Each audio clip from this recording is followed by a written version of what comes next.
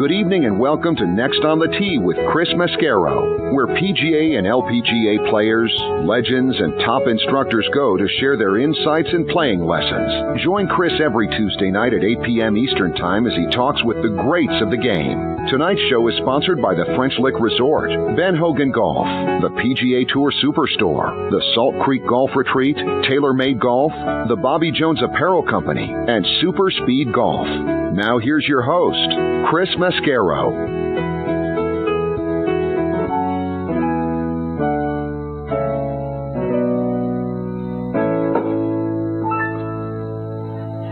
Good evening, folks, and thank you for coming back and joining me tonight on Next on the Tee. I'm your host, Chris Mascaro, and very excited tonight that I get to share three more great guests with you. First up with me is going to be Jon Claffey, VP of Marketing for Tour Edge. They've got an exciting line of hybrids and fairway woods that have taken the market by storm. They got a lot of players out on the Champions Tour that have switched over to Tour Edge because of how easy their fairway woods and hybrids are to hit and the success they're having, out there hitting them and winning out on tour. 5 of the top 10 players at last week's Pure Insurance Championship on the Champions Tour, which, oh, by the way, was played at Pebble Beach, had Tour Edge exotic hybrids or fairway woods in their bags. So I'm looking forward to hearing about all the great things that Tour Edge has going on when Jon joins me here in just a few minutes. Following him, I'm going to get a return visit from broadcasting legend Ben Wright. I'm going to get Mr. Wright's thoughts on the Ryder Cup, why the U.S. team played so poorly, why we struggle so much on European soil, what he thinks we need to do differently to be more competitive, if it's true that the European team is more emotionally invested in winning the Ryder Cup than we are. We'll also go back to the 1969 Ryder Cup and the concession between Jack Nicklaus and Tony Jacklin. Mr. Jacklin, oh, by the way, going to be back on the show with me next week. So I want to get Mr. Wright's recollection of how big Nicklaus's concession was on that putt at that time. I know Sam Snead, I've read that, Sam Snead was not very happy that Jack did that. So want to hear what Mr. Wright has to say about that. And looking forward to having him back on the show a little bit later on in this half hour. Then I'll round out tonight's show with a return visit from my good friend Matthew Laurance. Matthew is the host of Backspin Golf on ESPN Radio in Lexington, Kentucky. I'll also get his reaction to the Ryder Cup. Maybe some thoughts on, why Tiger Woods' Ryder Cup record is so bad, why he and his partner can never seem to, get it together, why they struggle so much. All the drama that has come out over the last couple of days since the Ryder Cup ended. We've heard about Patrick Reed and his wife, being upset with Jordan Spieth and why they didn't play together, being upset with Jim Furyk. We've heard about Dustin Johnson and Brooks Koepka getting into it, perhaps on the plane ride over, then again in the team room. So the U.S. team was sort of team drama, if you will, and did that destroy any chemistry that they had? But we'll talk about that with Matthew and a whole bunch more when he joins me about 45 minutes from now. So a lot more great stories, coming your way tonight on this edition of Next on the Tee. I want to thank you so much for tuning in and taking the journey with me over the next 90 minutes or so. And speaking of Matthew Laurance, I want to remind you about his show, Backspin Golf, which airs Sunday mornings from 8 to 9 a.m. Eastern Time. It's my regular Sunday morning, 8:03 a.m. tee time. It is broadcast live on WLXG ESPN Radio AM 1300 up in Lexington, Kentucky. You can stream it online by going to WLXG.com or do what I did, which is download the WLXG app. Matthew does such a wonderful job, and it's a great way to start your Sunday mornings. His equally fantastic twin brother, Mitchell, also has a great golf show that marries golf and travel. It's called Talking Golf Getaways, which you can find online at golfnewsnet.com or over on Audio Boom, or really any place you consume podcasts. He and his co-host Darren Bunch travel all over the world, and they let you know about great places to play, stay, and even eat while you're there. Again, it's called Talking Golf Getaways, and you can stream it online at golfnewsnet.com or over on Audio Boom. And folks, as you know, we are sponsored by the French Lick Resort. Let's hear a word from our good friend Steve Rondinero about what they've got going on up there. Play legendary golf at French Lick Resort, the only place in the country where you can play courses by two Hall of Fame designers on the same property. Our Pete Dye and Donald Ross courses offer two very different challenges. Experience them both and save with our Hall of Fame package. Our two historic hotels are unique as well. Cap it off with a fun visit to the French Lick Casino. Check us out online at FrenchLick.com. Bring a group and save even more. Play legendary golf this season at French Lick Resort. Yeah, folks, be sure to go online and check them out at FrenchLick.com to see for yourself what a wonderful place it is and to book your stay as well. All right, now joining me on the French Lick Resort guest line is Jon Claffey. Jon is the VP of Marketing for Tour Edge. He has also been the Director of Marketing for Nikent Golf, Tiger Shark Golf, Superstroke Golf, Volvic USA, and he's now doing great things with Tour Edge, which is the hot brand out on the Champions Tour. Last week at the Pure Insurance Championship, played out at Pebble Beach, Ken Tanegawa won using Tour Edge in his bag. Tour Edge equipment was also in the bags of players who finished 4th, 5th, and 2 guys who tied for 9th. So 5 of the top 10 players used Tour Edge exotic clubs. Players using their clubs have won 6 times this year on the Champions Tour, plus 9 runner-up finishes, 31 top 5s, and 54 top 10s. I know long before I asked Jon to come on this show, I put a Tour Edge Exotic EX10 3 Hybrid in my bag, and I love how it feels, what the ball does coming off the face, and how it plays. And I'm very excited to have Jon with me tonight here on Next on the Tee. Hey, Jon, thanks for being a part of the show tonight. Yeah, thanks for having me, Chris. So, Jon, you've had a great career in the golf industry. How did David Glod lure you away from Volvic Golf and get you over to Tour Edge? Well, he had hired a guy named John Craig to be our vice president, and John has been a distributor for Tour Edge in Australia for over 15 years, and he was also a distributor for different companies that I've worked for in the past. And so when he came over, he actually moved all the way over to Chicago area from Australia to kind of be the guy who steers the ship at Tour Edge now. And so John brought me on because we've been longtime friends, and it's been kind of the perfect fit where it's kind of a family deal. David Glod and Gordon Glod, brothers, have been running the company for over 32 years. David's our president and our founder and our master club designer, and Gordon does sales. And we have a big team of about 60 people in Batavia, Illinois. We build all of our clubs in the United States, and we've been doing this a long time. But I'm new to the team. I've been here a year starting tomorrow, and we've had a banner year, so it's been quite the roller coaster. And Jon, everything I've read about Tour Edge and David Glod is the affection that everyone there has for the game of golf, how much they truly enjoy everything they do. I've read a couple articles talking about that. So talk about the culture there at Tour Edge. Yeah, absolutely. It's a Midwest family type deal. Everybody does love golf. We actually play golf at this company, which is different from anywhere I've ever been in the golf industry. So it is a true passion for the game. And David started out as a club pro. He was always a club junkie. He played college golf in Florida with on the same team as Rocco Mediate, who's on our staff now, and Lee Jansen and Marco Dawson were on that team down in South Florida.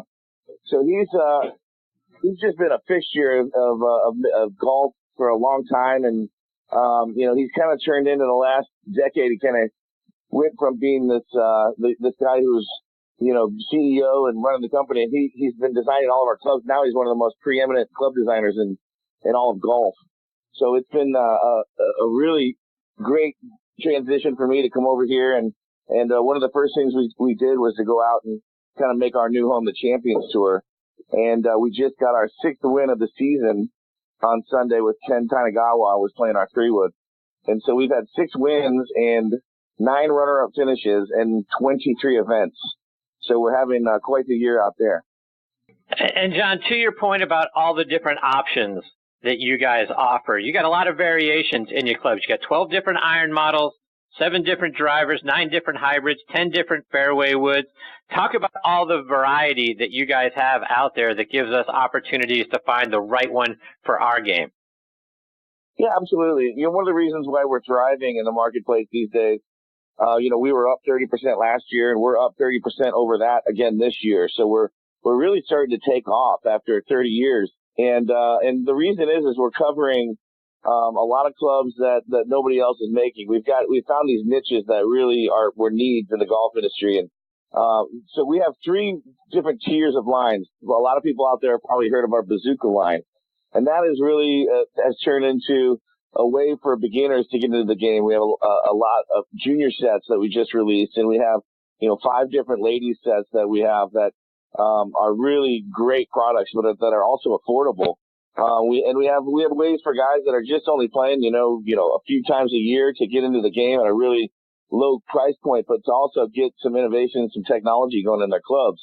And so a lot of people have gone away from that as prices have fluctuated upwards in our industry. And we've kind of taken advantage of that. We launched this club line, our mid tier, the Hot Launch 3 last year.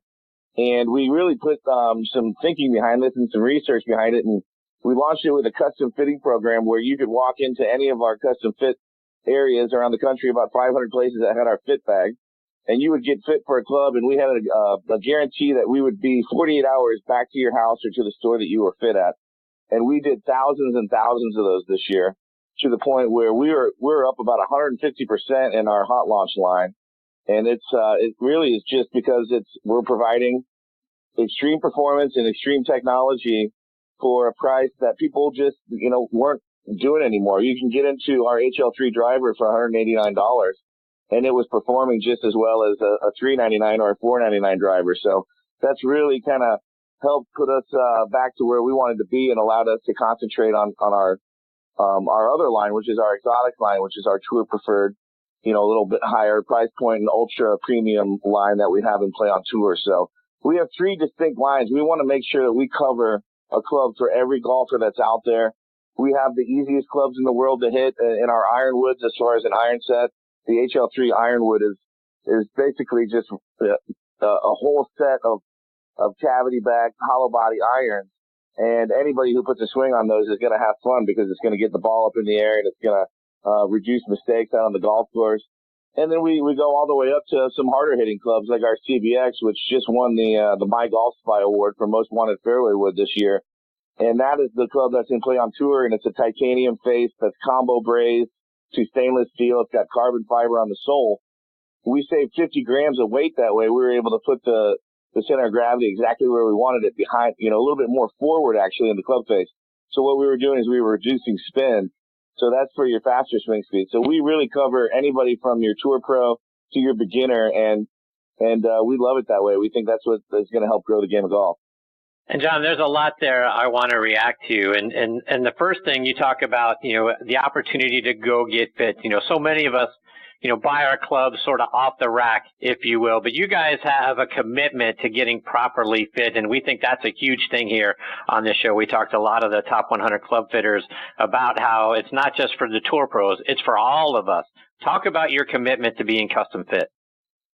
Yeah, I think one of the misconceptions about being custom fit is that it was only for better players. And the truth of the matter is the higher handicap player you are, the more strokes you're actually gonna save by getting custom fit. It's gonna help your higher handicapper and your slower swing speed more than it's gonna help your scratch player. That's just how important it is to be in the right spec, and it's the future of golf. If you want to be playing the best that there is out there, you got to look at innovation and technology, sure, but you also got to make sure that this is properly fit to your swing. And so more and more golfers are figuring that out. More and more golfers are starting to get fit for not only drivers and irons, but to get their fairway woods and their hybrids fit. And pretty much every club in the bag is now getting custom fit these days. So it's a big change from what we've seen 6 to 8 years ago. And really we're just starting to scratch the surface of it. So we're definitely way ahead of the curve on that one. We're coming out. We just launched our new exotic EXS line, and we're basically bringing about the same program with Hot Launch 3, where we're going to have fit bags everywhere across the country, even at green grass locations. And so they may not carry a lot of inventory, but they will have the fit bag there. You'll be able to work with one of the head professionals at a golf course, and they will get you on a flight simulator and give you all the data that you need to make a wise decision. So the more that we can do that, and that we can get our product in front of people and have them testing against, the clubs that they're playing now or some of the other hot clubs on the market, the more that we can prove ourselves, because anytime you take a Tour Edge club and put it to a performance test, it's going to do quite well.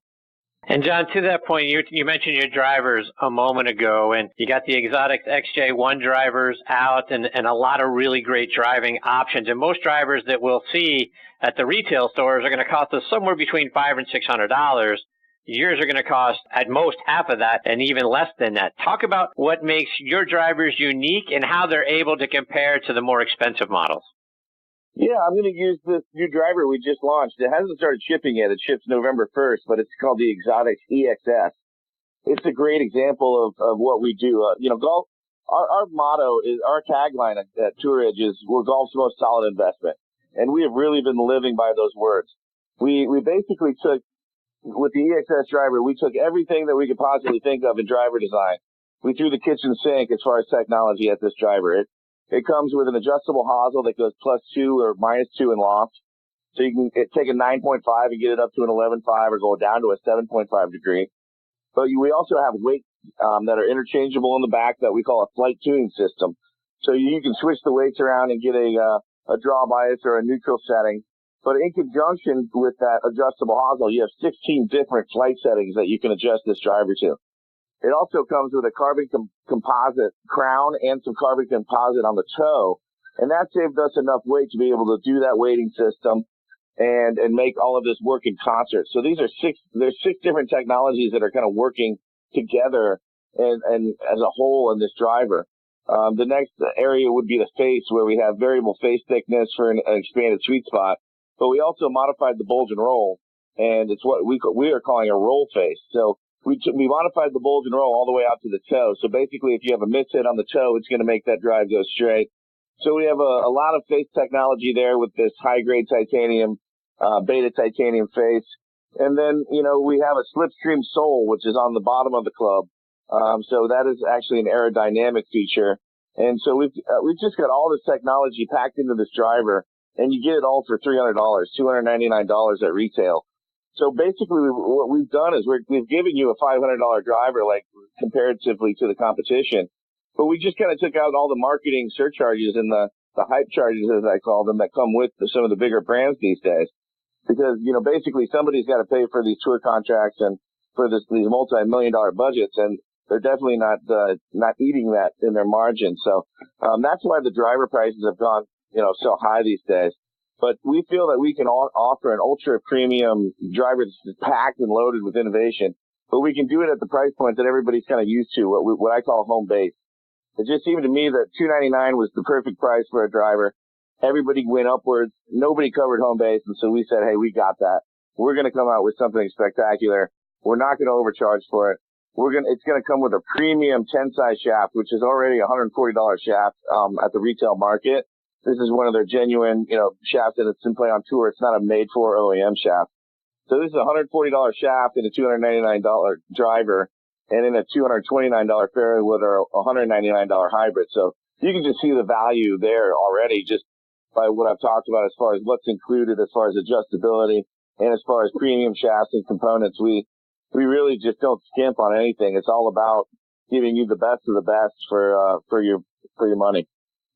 And John, we've talked a little bit about your hybrids. When I look at how they're built as the number one hybrid on the Champions Tour, and as a guy who's 53, that resonated with me. When I started hearing and reading about Tour Edge more and more over the last couple of years, seeing things coming out of the PGA merchandise show, reading about your fairway woods and your hybrids on Golf Digest hot list. Those are all things that mean a lot to me. And then I see guys out on the Champions Tour switching to them, more and more all the time. Talk about the hybrids. Talk about your CBX3 woods, which was a silver, award winner in 2018 on the hot list. Talk about how those hybrids have really started to take the Champions Tour and more players my age by storm. Yeah, absolutely. The hybrid has become an essential scoring club. It's no longer just, an iron replacement. These guys on the Champions Tour are putting it in to score. They're really putting in sometimes up to 3 hybrids in their bag. So it's become a very vital club out there. And we went out there at the exact right time with the right product. And in 1 year's time, we had over 50 guys that have now put CBX into play out there. and we've collected all sorts of wins, 6 wins, over 100 top 25 finishes in a short amount of time. So every week we're getting in the bags of some of the best players in the world. And Hill Irwin's playing our hybrid right now. I mean, Kenny Perry, these guys are just guys that we picked up just because we were out there and showed them our stuff and they liked it. But we had enough guys that we also were able to sign 8 legends of the game to be able to promote and kind of be on our staff. And that ended up being Scott McCarron, who's the number 1 player out there now. So he, I try to tell anybody who says, "Oh, is this for seniors? It's senior golf." I said, you won't call it senior golf anymore if you follow Scott McCarron around for 18 holes, because the guy's a beast. He is quite fun to watch, and there's so much more competition out there now.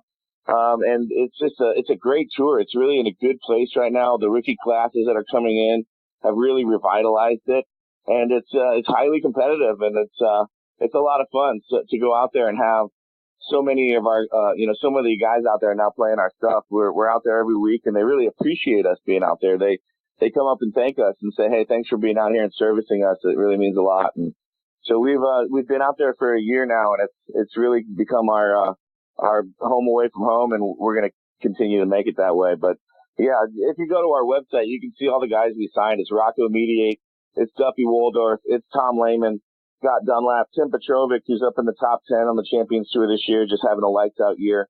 It's Scott Dunlap, one of the best ball strikers out there. So these guys are Fred Funk. I mean, these guys are some of the legends of the game, and they've become Tour Edge guys. So we're looking to expand that program and continue to service the Champions Tour and beyond. We're looking at all the tours, but it's really because of this club, as you mentioned, that David Glod came up with. It's the first ever club that's ever been titanium, carbon fiber, and stainless steel mixed together. So it's the reason the club is so good is because of those 3 materials that have been constructed with. It's still the only fairway wooden hybrid on the U.S. market that has a titanium face. So everybody else walked away from titanium. It became too expensive.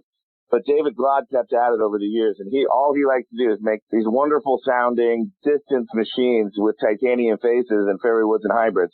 And it's really made us, one of the top metal woods in the world. When people think about quality and craftsmanship and performance, they're thinking about Tour Edge these days when it comes to fairway woods and hybrids. And so that's kind of our go-to niche these days. But, we're starting to do the same thing we're doing with drivers, and we're starting to do our iron sales have really picked up, and so we're kind of catching everything up with the metalwood category that David has been so good at for over a dozen years since we first launched Exotics.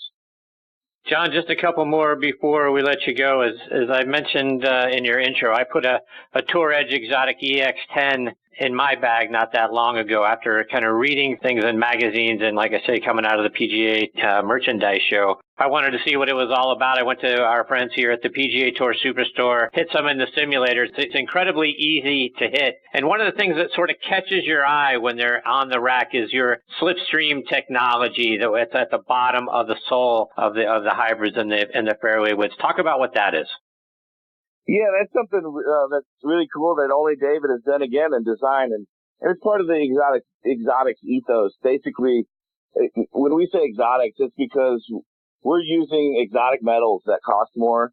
David has found all these different manufacturing techniques and methods that nobody else was using, like combo brazing and just weight saving techniques. And like I said, he's a club junkie. He really it's his life and his passion to do golf club design. And so he really has kind of set us apart from everybody else with the materials and the methods of manufacturing that we use, and that's what makes Exotic so different. But especially that slipstream sole was something so visible and different that you just kind of you had to stare at it for a little bit and be like, that's so unique. I've just never seen anything like it. And we continue to perfect upon it. Basically, for those listening, it's the slipstream sole. It's on the sole of the golf club, on the bottom of the club, if you're facing down and about to hit the club. But if you were to turn it over, it's got these little wave patterns on the bottom of the club. And it's actually an aerodynamic manufacturing technique that David came up with. And so it helps with turf interaction, but it also helps with just, making the club head faster through the wind. So it's It's quite the technology, and it's a visible technology, and so we actually have that on our new EXS driver in fairway woods and hybrids as well.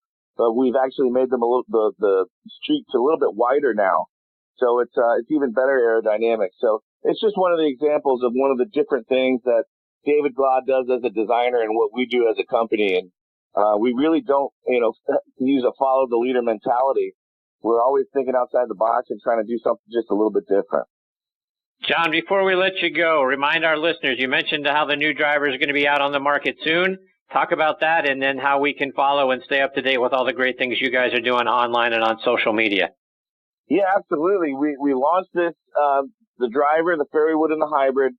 We launched and start shipping November 1st. There will be an EXS set of irons that comes out about a month later that are going to be some of the longest irons you'll ever hit.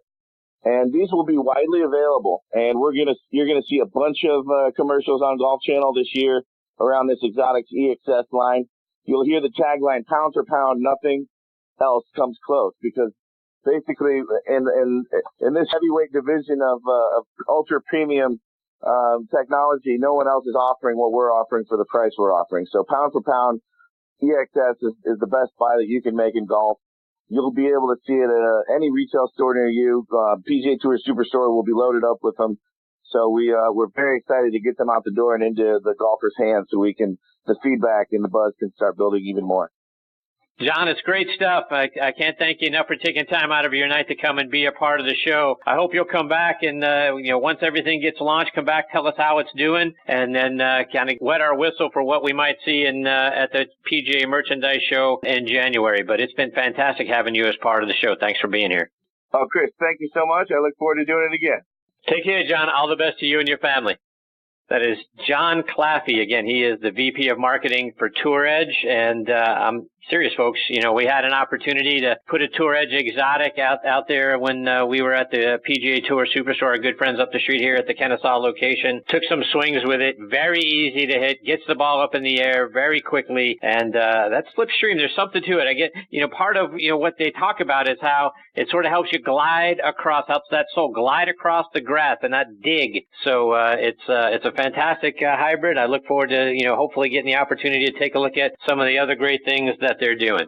All right, before I get to my next guest, Mr. Ben Wright, I want to give a shout out to a couple of our sponsors. First, I want to tell you how excited I am about the new driver that I have in my golf bag. It's not even necessarily new. I've had it for the last few months and playing it. It's the M4 driver from TaylorMade Golf. And if you haven't tried their new twist face technology, you're missing out. And I don't know about you, but I don't hit every ball in the center of the face, right? Sometimes you hit it on the high heel or the low toe, right? Well, the twist face helps, protect us from those miss hits and bring the ball back to center, keeping the distance that we want, but giving us greater accuracy. And I'm hitting more fairways than I ever have.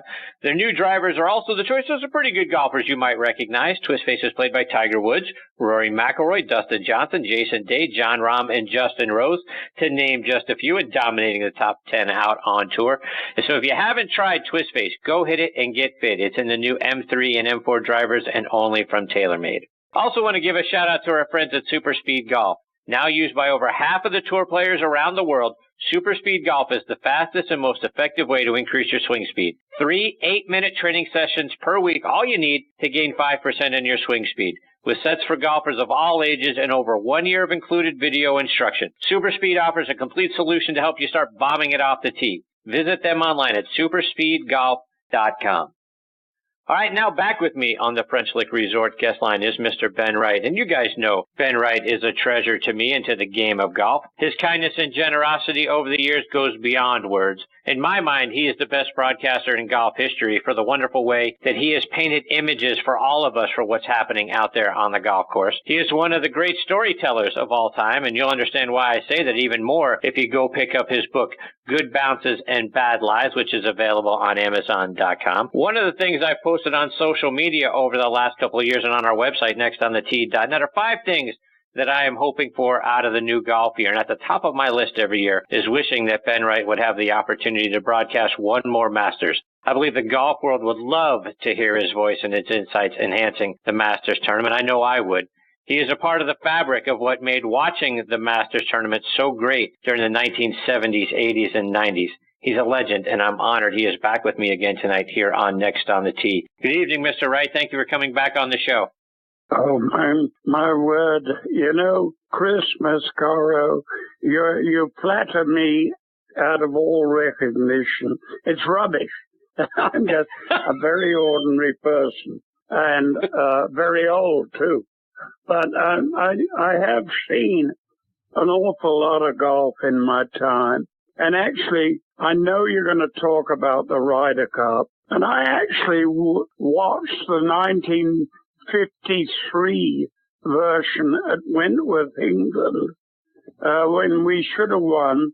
But two of our youngsters, Bernard Hunt and Peter Alice, who were youngsters at the time, lost their singles. And we lost the match by 6.5 to 5.5. Now, it was a lot different in those days. There were things like 36-hole singles, which are incredibly boring when someone is about 12 ahead. But what I mean to say to you is that my only virtue is, as Henry Longhurst, my guide and mentor, used to say to me, "You're so old that no one can question whether you're lying or not." That's great. So, Mr. Ray, you're right. I want to get your thoughts on the Ryder Cup. You know, here we are, a couple of days post, and sort of everyone is doing the post-mortem on what went wrong for the U.S., what went right for the European team. And as we look at it, it seems like the U.S. is just never good when the matches are over there on European soil, at least not over the last couple of decades. So I want to get your thoughts. When you look at both teams, why is the European team so good, and what do we need to learn in order to be more competitive? Well, now, Chris, I'm going to be politically incorrect, and I'm going to bite the hand that fed me so wonderfully well when I was with CBS television for 27 years. I'm afraid it's all gone wrong here in the United States. The golf courses on the PGA Tour are set up with minimal rough, wide fairways, greens like risotto. They're so receptive. The ball, it's playing darts to hit to the greens. And, of course, there are millions and millions of dollars, and the world flocks to try and cash in. But it has basically destroyed the finesse of the game over here. You now got the Bash brothers, Johnson and Koepka. It's just gone wrong. When there's a subtlety about the golf course, as there was in Paris, then the Americans are lost. Because the only way they've learned how to play is to hit it as hard as you can, find it, and you'll know that out of the minimal rough, you can drop it on the green and it'll stop quickly. And of course, this is not real golf.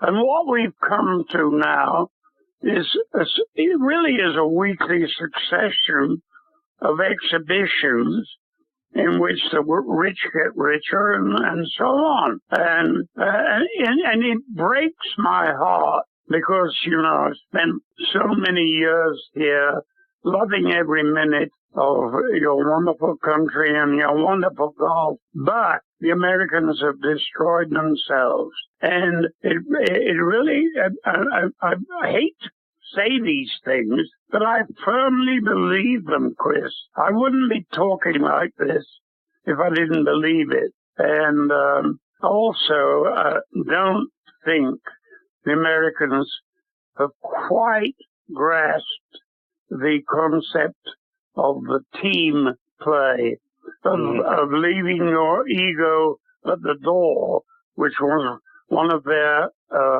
mottos this year, but it singularly failed. And I read in an English newspaper today that Koepka and Johnson almost came to blows after the event. Patrick Reed and his wife have sounded off against everybody. And it's a very sad thing in my mind, because I remember the vintage years of American golf. And of course, I'm not forgetting that Hazeltine was set up exactly as I've described. For the Bash brothers, hit it on the green and it'll stop. And they had the fairways there as wide as a mile. It was, of course, there's something to be said against the captain being able to set up the golf course as he wants it. In my opinion, it should be neutrally set up, but at the same time to favor the finesse of golf, the finer points of the game. I hate to go on like this. You know, it's sad because Woods and Mickelson, Tiger and Phil, I mean, they were dreadful. 0-6. Jim Furyk's captain's picks, dreadful. 2-10. And, of course, Molinari, God bless him, the quietest Italian I've ever known, was the first Euro to go 5-0.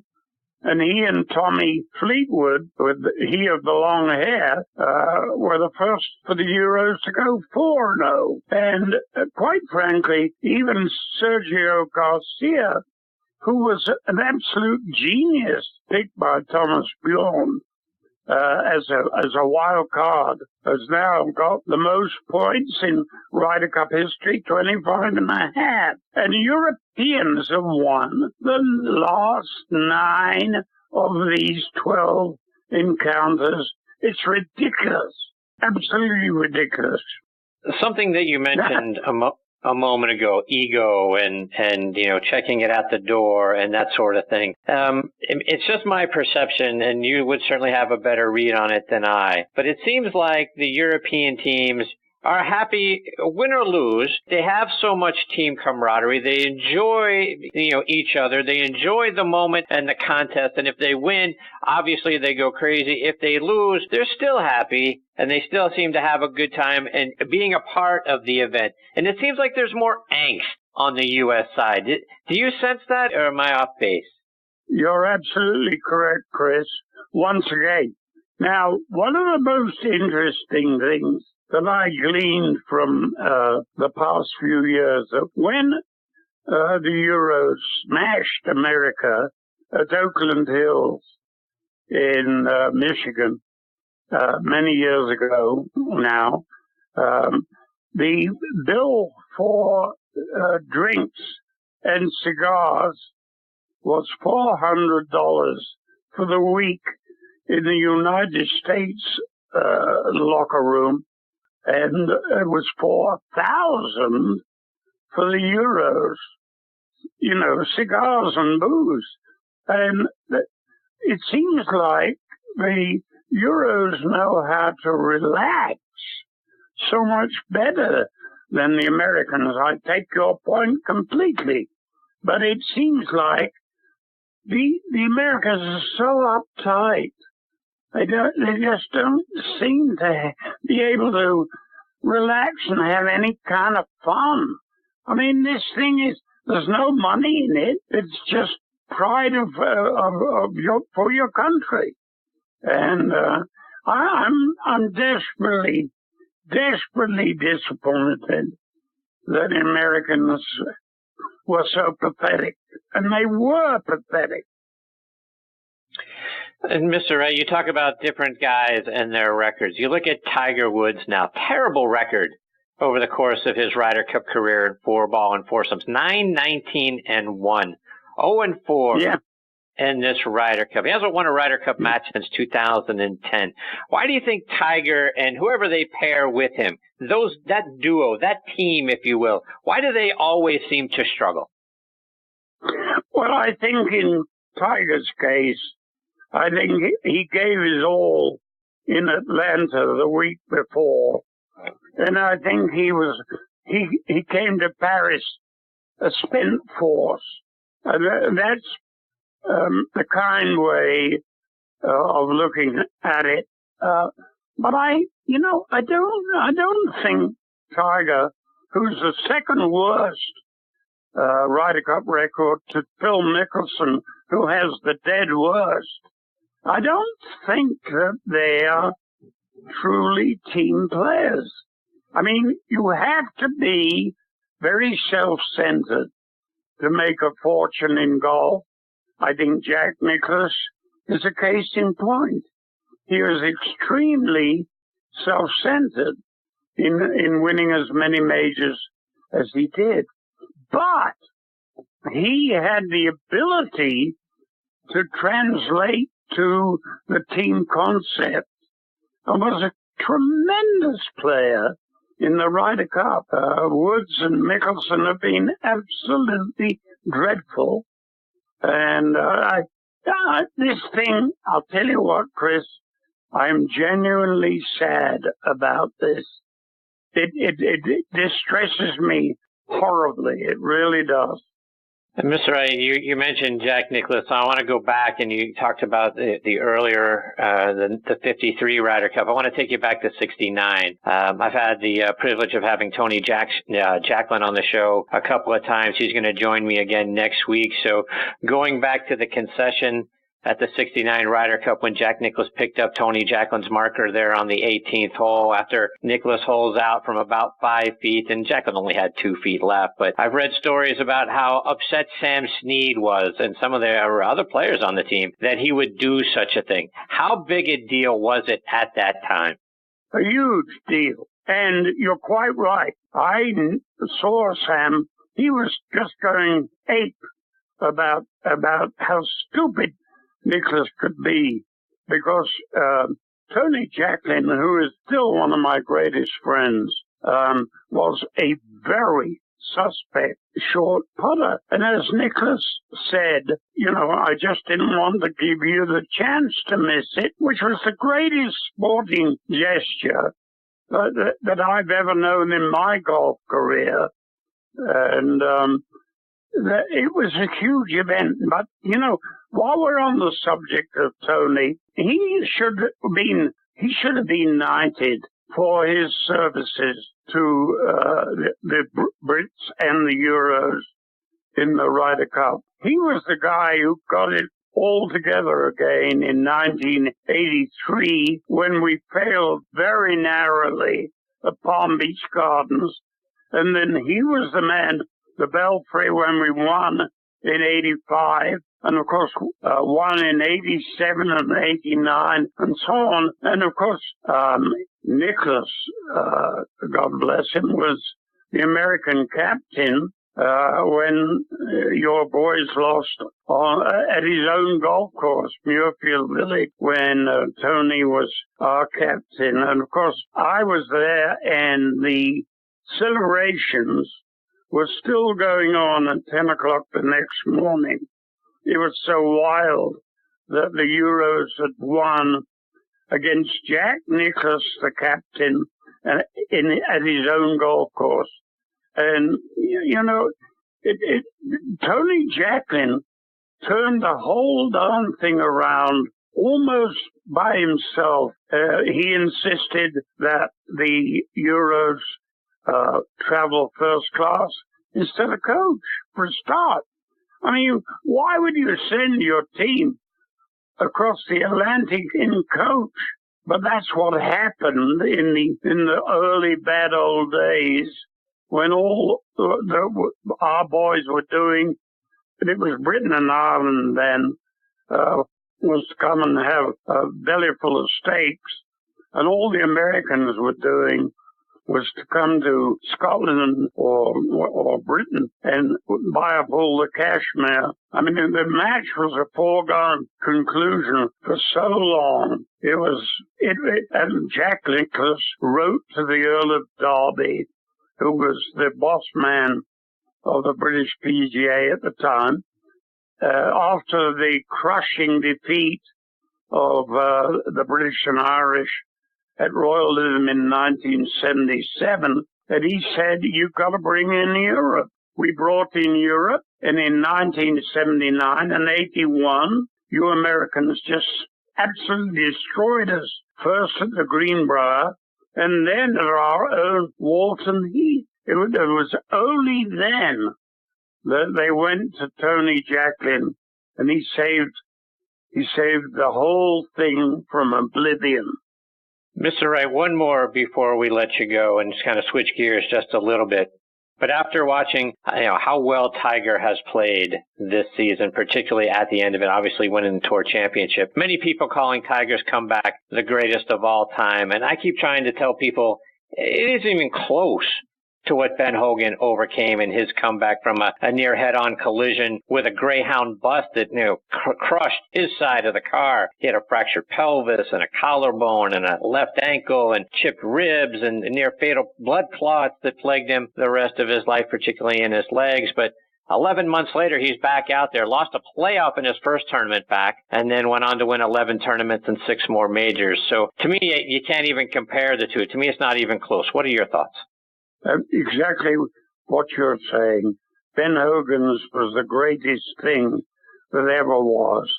And he won the 3 majors that he competed in, including the British at Carnoustie in 1953, 4 years after that horrendous accident. To my mind, and with due respect to Tiger Woods, who is one unbelievably great player, don't get me wrong, but his comeback is a pale shadow against that of Ben Hogan, in my humble opinion. Mr. Wright, I can't thank you enough for your time tonight. It's always such an honor and a privilege for me to get to spend some time with you. I mean it sincerely. You're a treasure to me. You're a treasure to the game of golf, and I can't thank you enough for continuing to come back and be a part of the show. You're a wonderful man. Well, you know something, Chris? It's only because you invite me and you're so nice about me. I mean, I've never been flattered like this in my life, dear boy. Well, I certainly appreciate you. God bless. Mr. Wright, take care, Mr. Wright. I look forward to hopefully the opportunity to catch up with you again real soon. I hope so too, Chris. Take care. That is the legendary Mr. Ben Wright, and like I say, a couple of different things come straight from the heart. He means a great deal to me. I think he's a treasure to the game of golf. I think he's a treasure to broadcasting in general. Nobody has ever done it any better than he did, and when I look at things that I wish I could see one more time in my lifetime, it would be Ben Wright broadcasting another Masters. All right, I've got my next guest, Matthew Laurance, hanging on the line. We're going to get to Matthew on the other side of these words about the PGA Tour Superstore. This segment of the show is brought to you by the PGA Tour Superstore. See why golfers everywhere are proud to call PGA Tour Superstore their golf pro shop. Visit them online at PGATourSuperstore.com. Now back to Chris and more of the show. And now back with me on the French Lick Resort guest line is not only one of my favorite guests, but also one of my favorite people on the planet, and that's Matthew Laurance. You guys hear me talk about how great Matthew's show, Backspin Golf, is at the top of every show every week. And as Matthew can attest, I listen religiously every Sunday morning from 8 to 9 a.m. Eastern Time. It's broadcast on ESPN Radio, WLXG, AM 1300, up in Lexington, Kentucky. You can stream it online by going to their site, WLXG.com, or doing what I did, which is download the WLXG app. Matthew does an outstanding job, and his show is so much fun to listen to. I love kicking off my Sundays by listening to Matthew. What you may not know about Matthew Laurance is, A, he's the best air guitar player on the planet. At least that's what he tells me. And if that wasn't enough, according to a Twitter account, he apparently is drawing up plays this year for the Kentucky Wildcats football team. So it comes as no surprise to me that Kentucky is off to a 5-0 start this season. The first time they've been ranked in 11 years, number 13 in the country now. And I am honored to have Matthew as part of the show again tonight. Good evening, Coach. How are you? Yeah, well, thanks. As Mr. Wright just said, thank you for that marvelous introduction. But let's get right to this, Chris. Okay? Let's just get right to it. If I'm such one of your favorite people on the planet, how could you possibly ask me to appear on your show after Ben Wright. How is that possible? I mean, because the only person on the planet that could follow Ben Wright is you. Oh boy, you are so not only full of it, but you're really good at it. I mean, really good. You know, talking about Ben Wright, just sitting listening for the last few minutes to him, my brother Mitzi, who is also a very close friend of yours now, we had the opportunity many, many times to be at celebrity golf tournaments with Ben. And you're absolutely right in everything you say about him.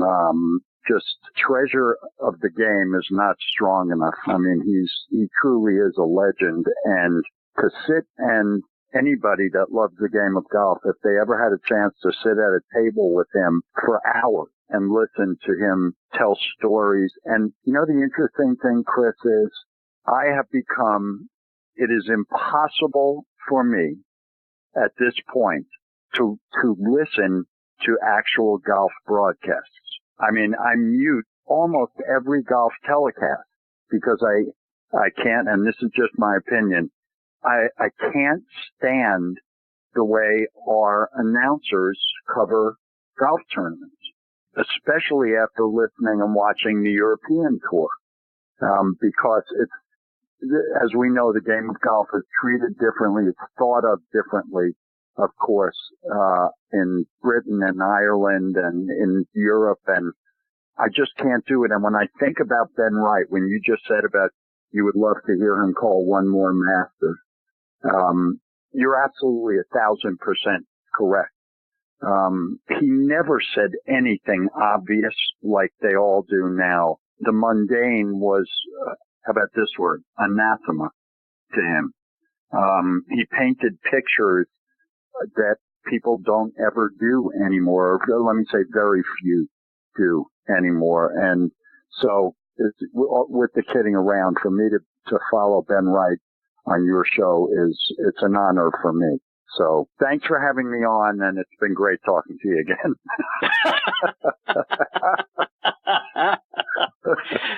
Maybe we should actually talk a little golf while I have you. Okay. Yeah, because I don't have very much time. We got a big game against Texas A&M Saturday. I'm drawing up plays, so you know. I know we're taking you away from the X's and the O's, so I appreciate the fact that you drug yourself away from that. Good job out of you, by the way, 5-0, first time in a long time. So it's clearly all you. Thank you. So let's talk a little Ryder Cup, my friend. I got to get your thoughts. Why did we get waxed last weekend?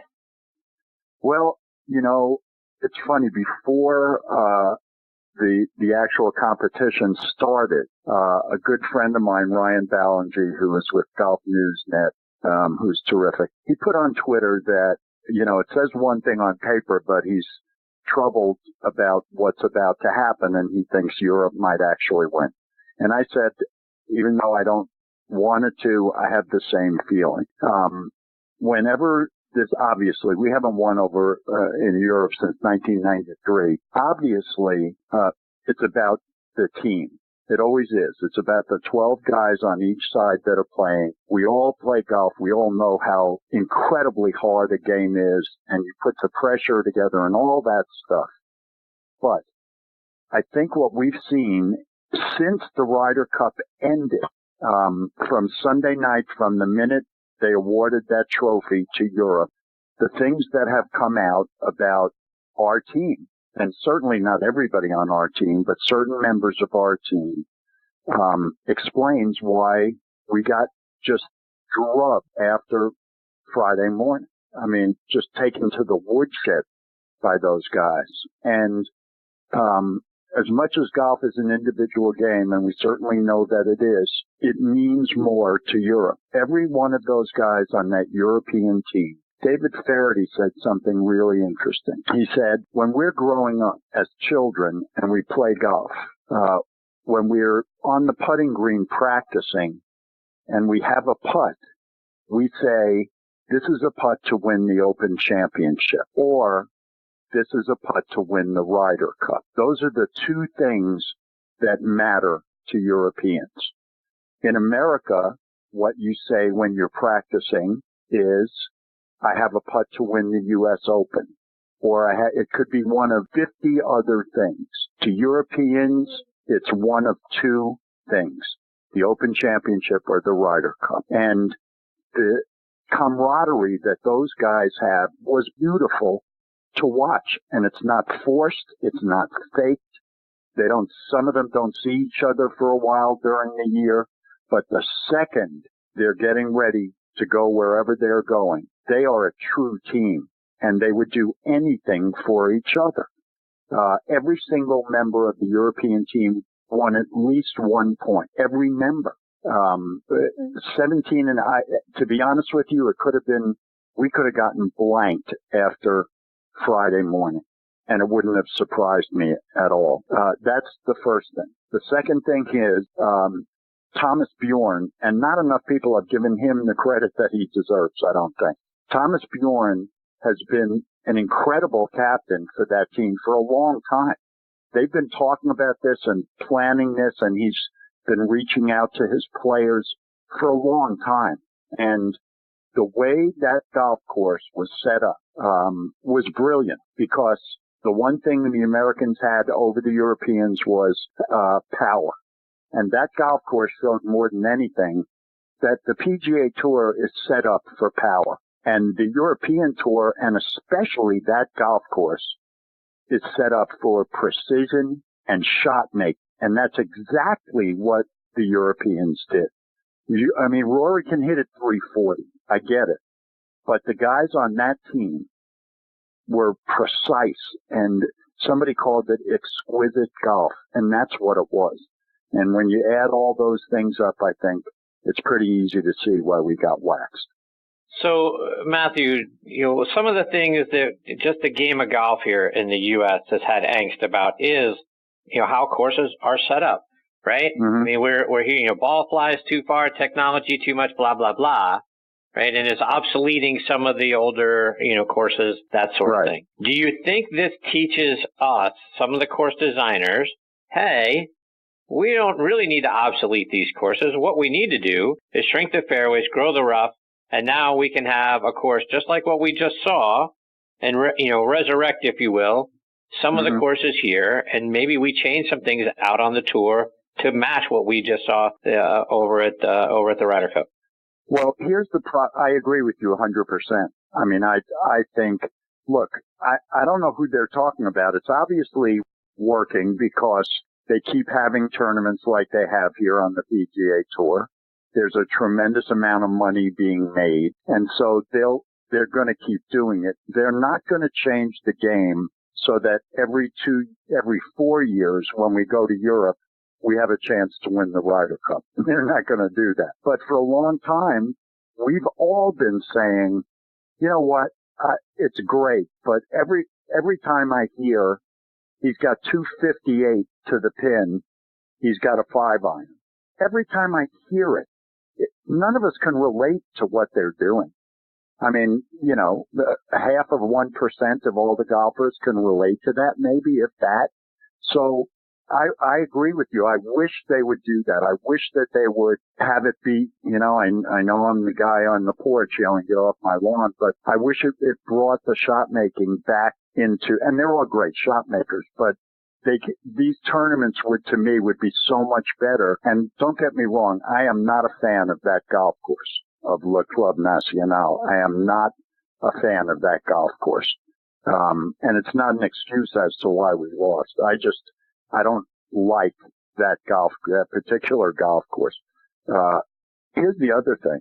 I saw a stat that the guys on the European Tour, I don't know the exact number, but combined had played something like 78 tournaments on that golf course where they have the French Open, and the Americans have played 8 or something. So again, Thomas Bjorn knew what he was doing, and they all knew what they were doing. But to answer your question, I would agree with you. I wish we would do more of shrinking the fairways, growing the rough, and making it more about shot making than about pure power. A couple more, Matthew, before we let you go.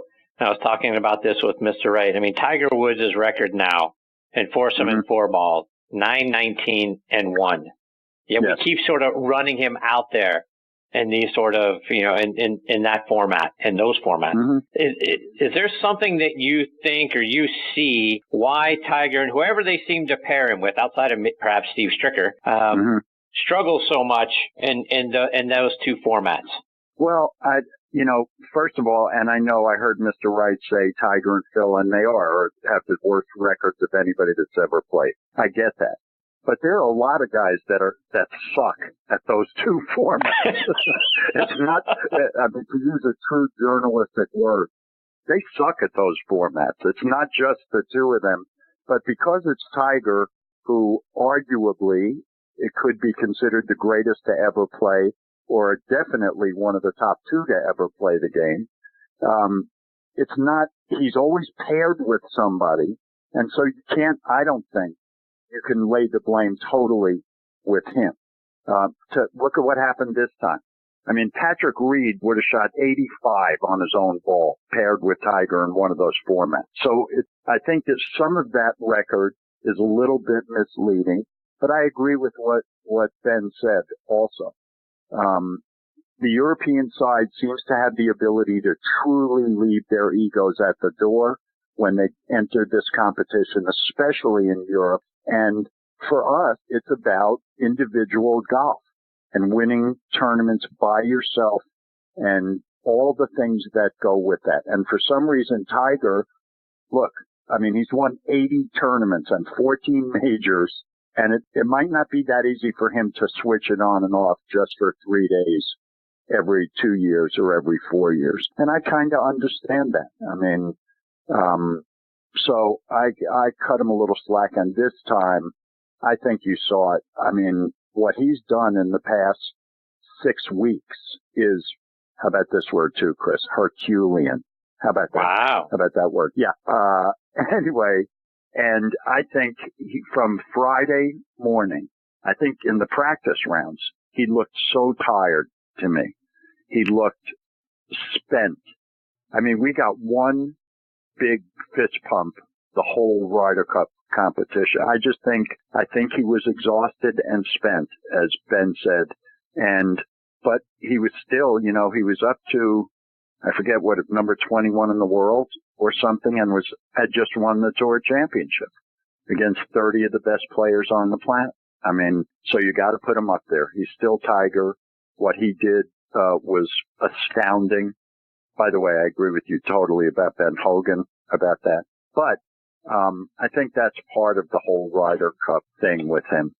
Matthew, one more, and you mentioned, about some of the things that we have learned in the last, 48 hours that sort of came out of what went on between some of the players. And we've seen, Patrick Reed and his wife start to point the finger, why didn't Jordan want to play with him? And we've seen Brooks Koepka and Dustin Johnson allegedly almost getting into two fights, one on the plane over, one while they were there in the team room and all that sort of stuff.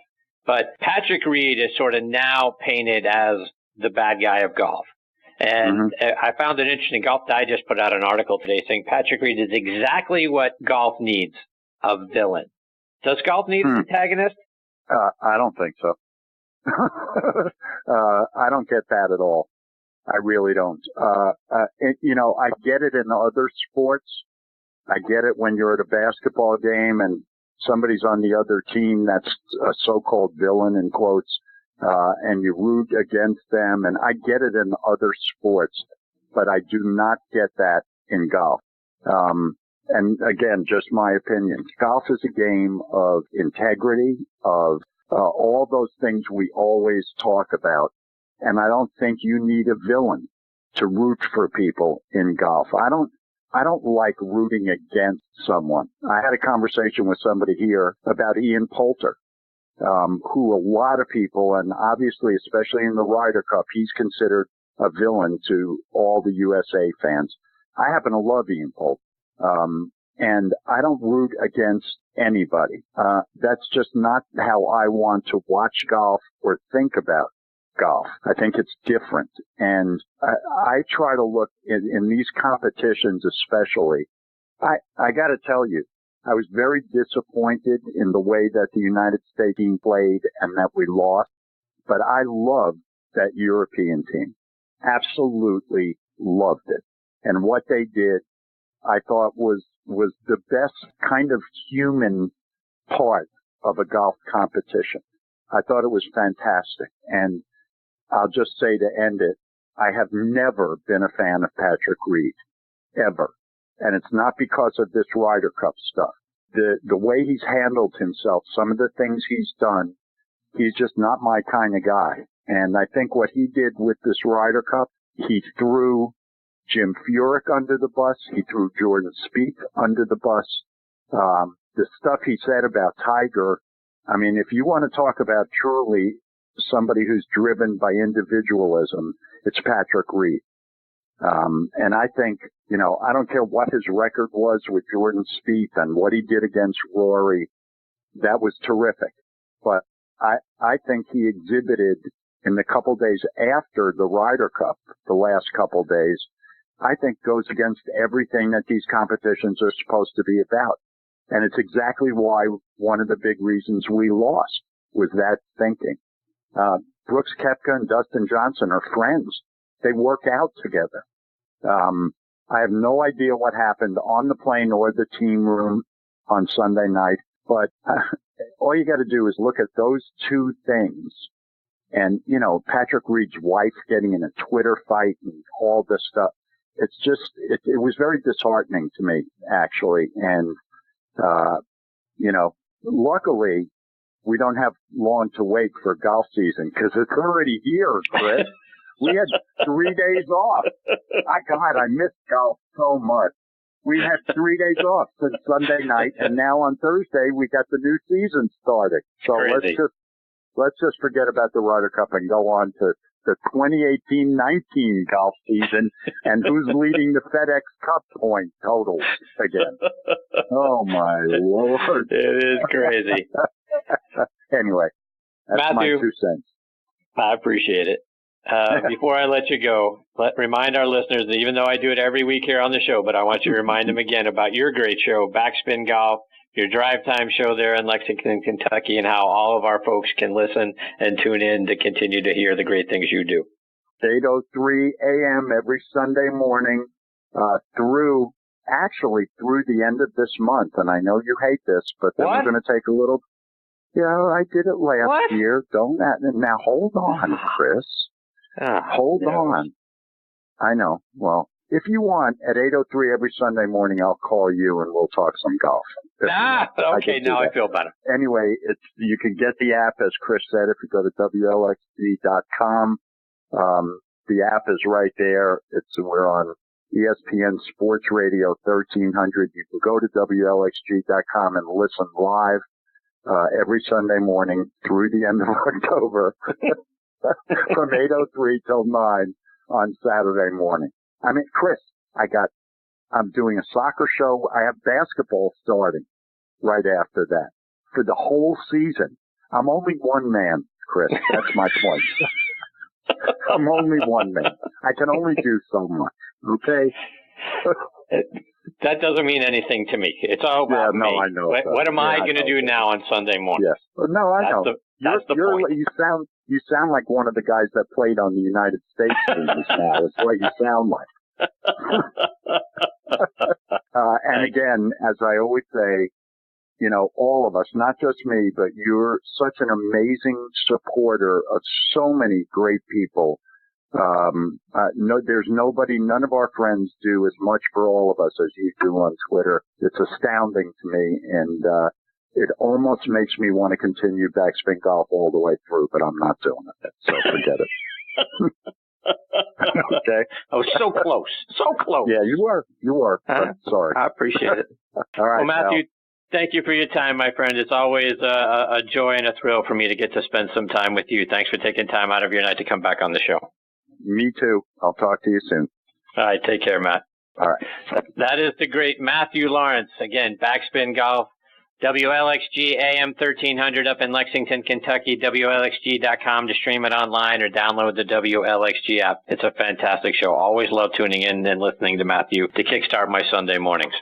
All right, so folks, it is time for us to put a bow on this episode of Next on the Tee. I want to thank again all of my great guests tonight. It's been so much fun having all of them as part of the show. You know, Matthew Laurance, Jon Claffey, and of course, legendary broadcaster Ben Wright. Can't thank all of them enough for taking time out of their night to come and be a part of this show. I want to remind you how you can check out our show on the football side, our sister show, Thursday Night Tailgate. Please, every Thursday night from 8 to 10 p.m. Eastern Time, we're talking football with 5 NFL legends who come on and share their stories and their insights. One of those legends, Tony Collins from the New England Patriots, comes on and leads us through our 5-star picks of the week. So he's there at the bottom of the first hour, taking us through 5 of the best games in the NFL that week. But then we have 4 other legends come on, share their stories, share their insights for what's going on around the game today. I've got my great co-host Bob Lazaria, our wonderful announcer Joe LaGanusa, and that show streams live from 8 to 10 p.m. Eastern Time right here on Blog Talk Radio. Also available as a free podcast afterwards on iHeartRadio and our great friends over on Podbean that feature us right there in their NFL fan section. Can't thank them enough for their support. And if you just on a side note, if you just love podcasts across all genres, go download the Podbean app or go online to podbean.com because they've got so many great podcasts across like I say, it's the genre, any genre you're looking for, they got some shows for you, so go check them out. Folks, thank you so much for taking time out of your night and making us a part of your golfing content again this week. Until next week, hit 'em straight, my friend.